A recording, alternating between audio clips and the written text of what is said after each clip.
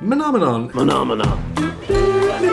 As a bracket 1 budget combo deck? Let's talk about that in another installment of...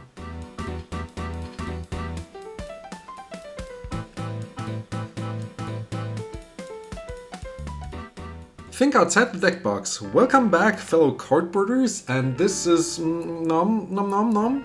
Phenomena. The right hand, the English translation here, you have a 5 mana, 3/4 squid person with flying, and I can look at the top of my library at any time and cast artifact spells from top of it. Additionally, all my artifacts have tap and add blue mana for cards that I do not cast from my hand. The idea of this deck is to build it as cheap as possible, but still stay in the realm of a bracket 1 deck.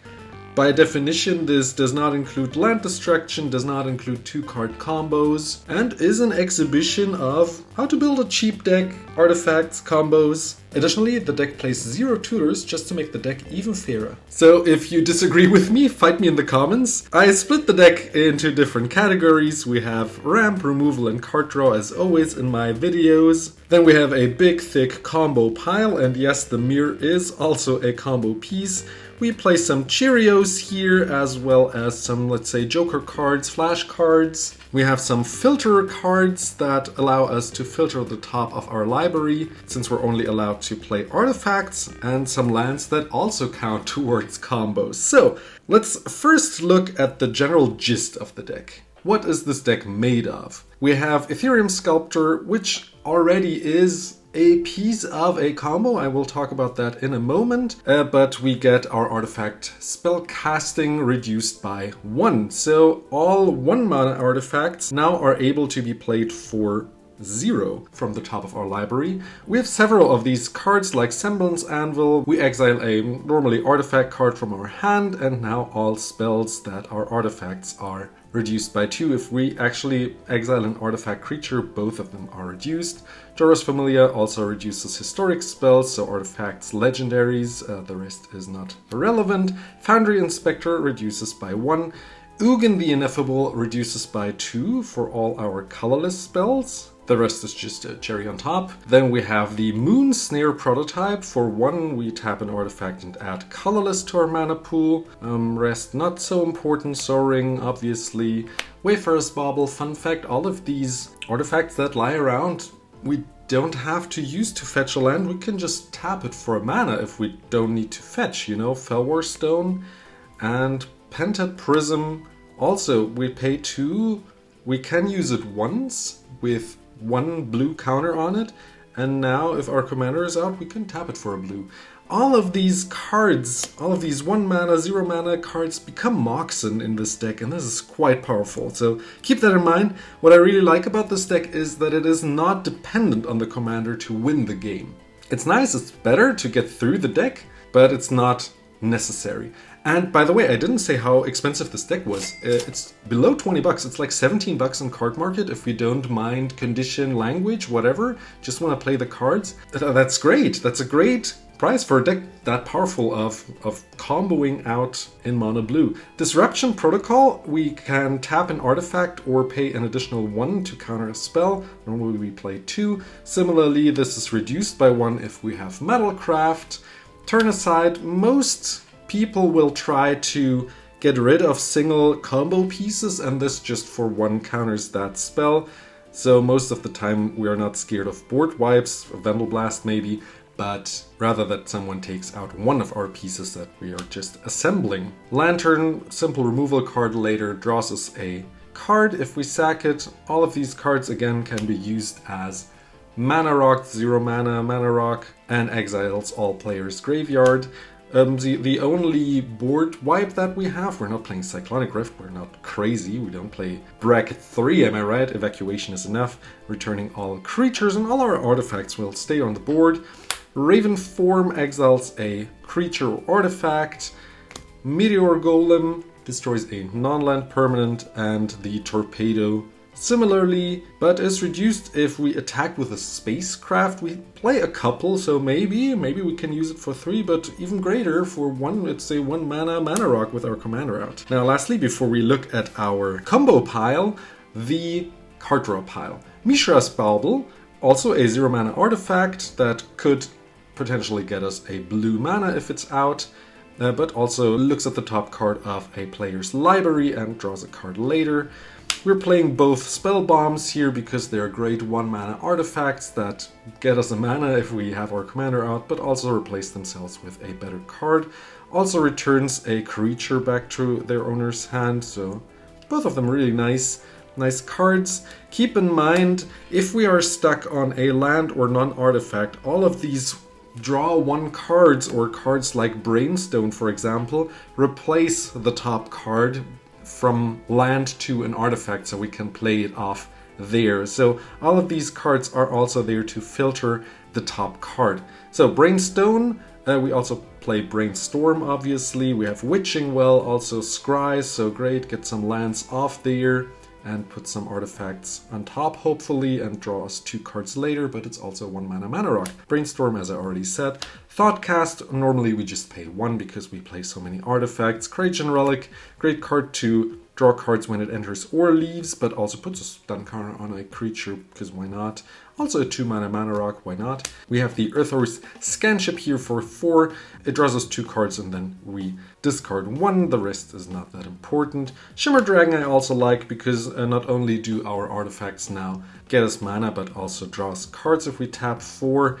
And the Surveillance for just tapping any amount of mana to draw a whole bunch of cards if necessary and we need to refill our hand. Now, the idea of the combo pile, it is quite thick, should be about 20 cards I guess, is that I show you at least 1 combo for each card so you know what to do with them, but if you find more, and I bet there are so many more cards that synergize with each other, let us know in the comments. Tell us which other combos you found in this deck, and none of them are just 2 card combos that just win from that, but you need like 3, 4, 5 pieces, sometimes your commander out. You'll see. So, we have the Palladium Mirror, the Silver Mirror. How do they combo off? We have the Clock of Omens and Mirror Galvanizer. We could also have Genesis Chamber out. We have a couple more mirrors here. The idea is as follows. You have all of these out and, well, this with at least 1 mirror. So let's say this is another mirror and you add, let's say, 3 mana to the mana pool and you tap your Galvanizer. All of them should not have Summoning Sickness anymore, and that untaps all your mirrors, including this one. You have now 2 mana left, and all of the mirrors are untapped besides the Galvanizer. The Clock of Omens now says we can tap 2 artifacts to untap target artifact. So let's tap those 2 mirror, we keep the Palladium Mirror, and we tap that one as well to add another 2 mana, so now we have 4 mana. We take 1, and well, we untap the Galvanizer with the clock, with the 2 that we used to untap the Galvanizer, and now we tap it, and we untap all the mirrors, and we have 3 mana left, and that is 1 more than what we started with.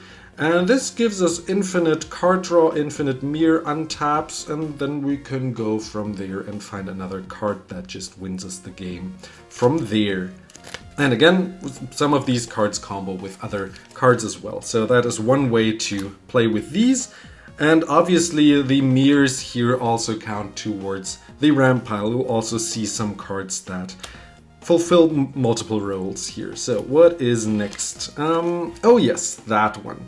So these 2, when they enter, want that you return another historic permanent or non-land permanent back to their owner's hand that you own, that you control. And the idea would be that they return themselves. That would either mean that you have some of these out. Now your ancestral statue costs 0, you cast it, put it back to the hand, and repeat that infinitely for Infinite Storm, for example, or any other triggers.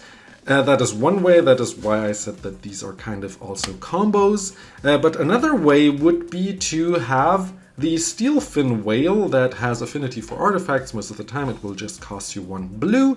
That untaps whenever an artifact enters under your control, and you put Retraction Helix onto that guy. Now, if you have all of these reducers out and you cast him all over again, over and over again, you will always untap the steel fin whale when he enters. That means you can reuse Retraction Helix over and over again to return all your opponent's non-land permanents to their owner's hand infinitely. If you have flash, you will see some cards that give you flash. You can do that every opponent's turn. They cast a spell, it resolves, and you put it back to their owner's hand.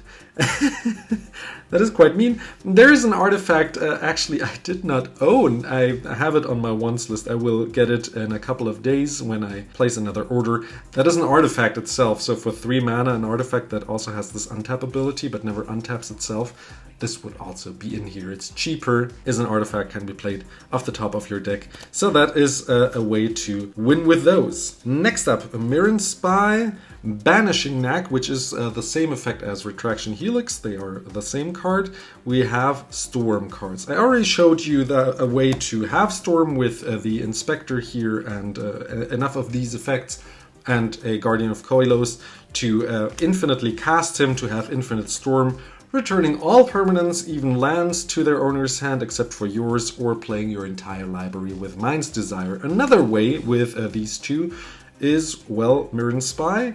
That also untaps any creature, but it will untap itself whenever we cast an artifact spell, and then we go from here.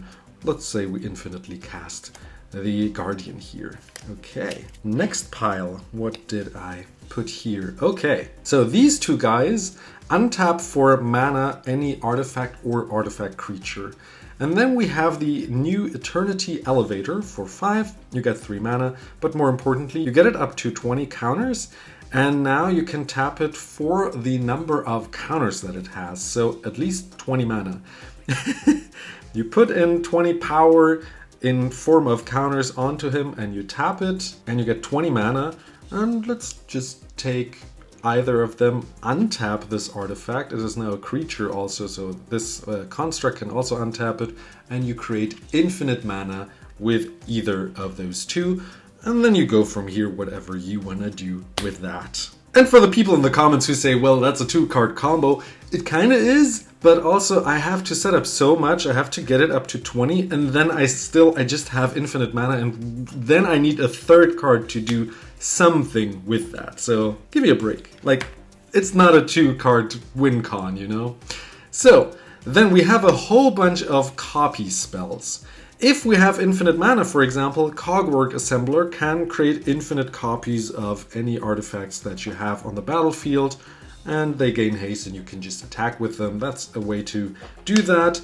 You have several ones that become a copy of a creature once, and there are several that function really nicely. For example, 2 Mirror Galvanizer already untap each other if you have something that creates some mana, let's say some mirrors already, and you don't need the clock then. Let's look at something else. Maybe there was more. No, there was not more to copy. There are several cards that are great to be copied. Foundry Inspectors, why not? You only have like 5 or 6 reducers. Why not have a 7th one to get that combo faster? And again, let us know in the comments if you notice even more combos. Now, this can also be done with Walking Atlas, because the Poo-Poo UFO, seriously? It's the Poo-Poo UFO? Oh man. Anyways, for 2, you get a flying aliens construct, and you can put a land onto the battlefield from your hand. Not even tapped, interesting. I think Walking Atlas puts it onto the battlefield tapped now, does it? Doesn't it? I don't know.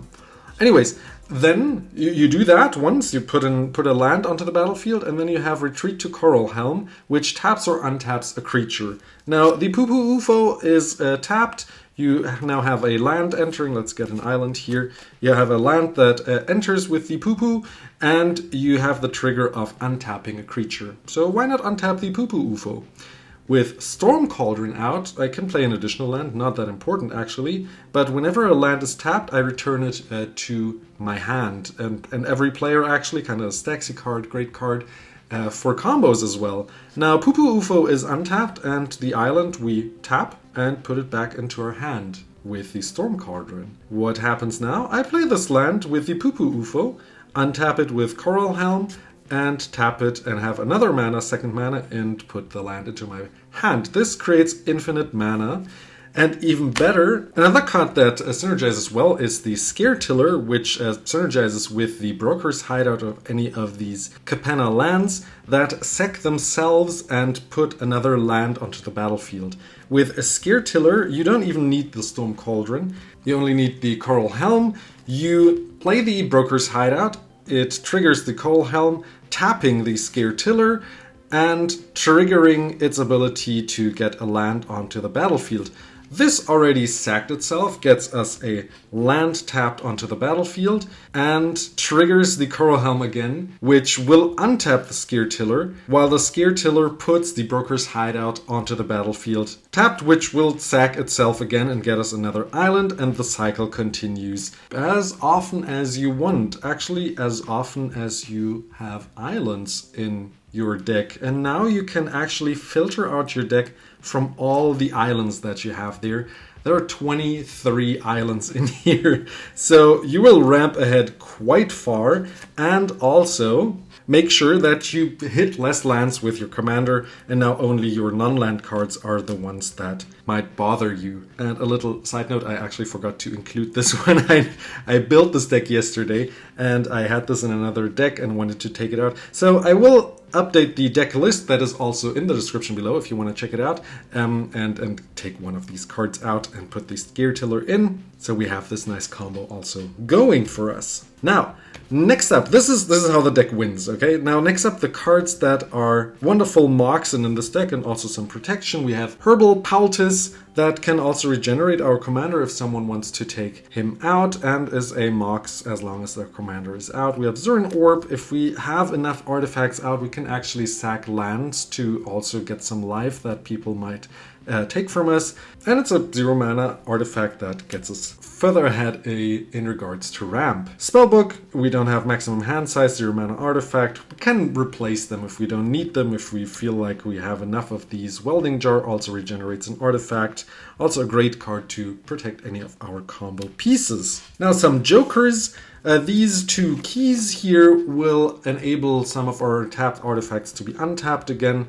Do whatever you must with those. I'm sure you will find a use for them.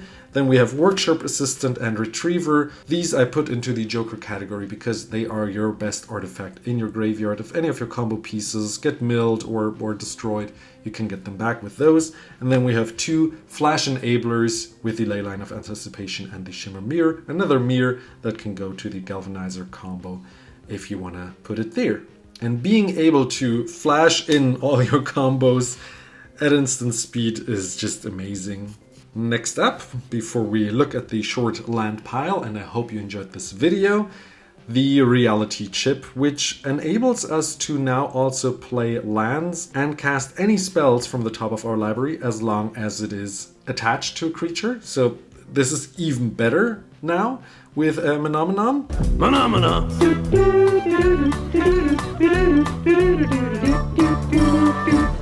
Then we have the Codex Shredder, which mills a card, so if there is actually a land stuck up there or a creature that we don't need that is not an artifact, we can mill it.